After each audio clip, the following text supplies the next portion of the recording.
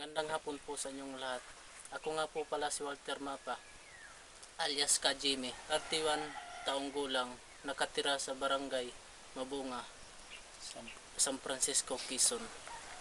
Binata at napabilang sa ori magsasaka. Noong May 2009, lumapit ako sa pinsan ko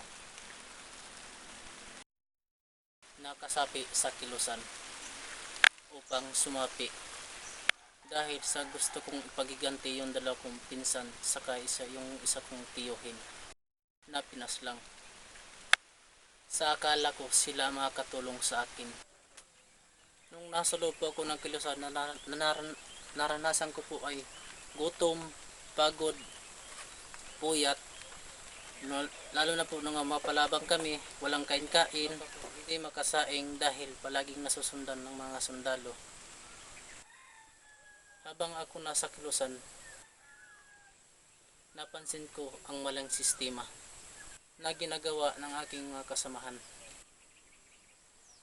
Tulad ng pagsasamantala sa mga kasamahan namin ng babae at pagpaslang sa mga taong hindi namin alam ang kasalanan. At dahil sa maling sistema, nagpasya akong mag-aul noong February 2010.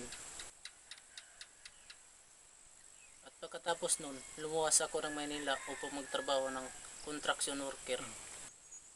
Makaraan ng isang taon, akala ko wala na akong pananagutan sa bato. Pag uwi ko sa aming barangay, nabalitaan ko na hinuli ang pinsan ko ng mga kaya noong February 2011, nagpasya akong mag-surrender sa Charlie sa 74th IB. Sa kasalukuyan, namumuhay ako ngayon ng tahimik at walang pangamba na walang pangadib na iniisip. Nagpapasalamat ako sa mga kasundaluhan at binigyan nila akong pagkakataon na makapagbagong buhay. At nagpapasalamat din ako sa ating gobyerno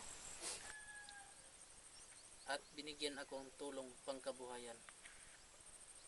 Ang maipapayo ko po sa mga kasamahan ko dati na sa ngayon naliligaw pa rin na landas, na patuloy pa rin na namumundok, na sana magbalik loob sa ating pamahalaan, handang tumulong sa tulad natin